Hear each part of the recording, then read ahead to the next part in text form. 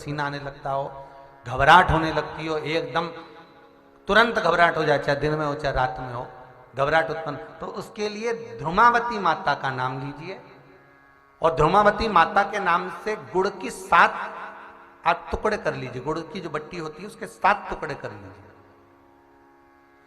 और ध्रुमावती माता के नाम से जहां पर गौरी और शंकर दोनों विराजमान हो, गौरी और शंकर का मंदिर यदि आप दर्शन करेंगे तो शंकर भगवान का जहां शिवलिंग हो और शिवलिंग के साथ में पार्वती जी शंकर के साथ नीचे ही बैठी हो, सामने दीवार पर या ऊंचाई पर ना।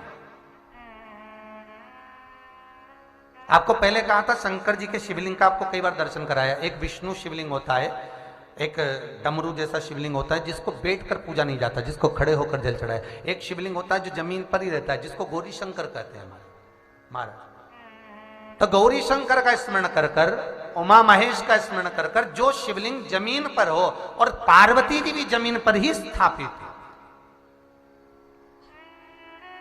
गौरी शंकर का स्मरण कर कर शुक्रवार के दिन शंकर भगवान पर प्रदोष काल में समय के शाम के समय पर सूर्य अस्त के कुछ ही क्षण में वो गुड़ की डिलियां आप शंकर भगवान को चढ़ा दीजिए और गौरी माता का स्मरण कर कर उसको उठाकर ले आइए।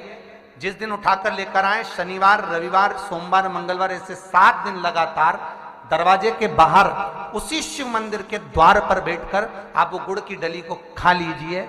महाराज, जिंदगी में कभी घबराहट नहीं हो सकती, सिर दर्द नहीं हो सकता, बेचैनी नहीं हो सकती और पसीना नहीं आ सकता घबराहट के कारण। रात को चक सो आनंदमय।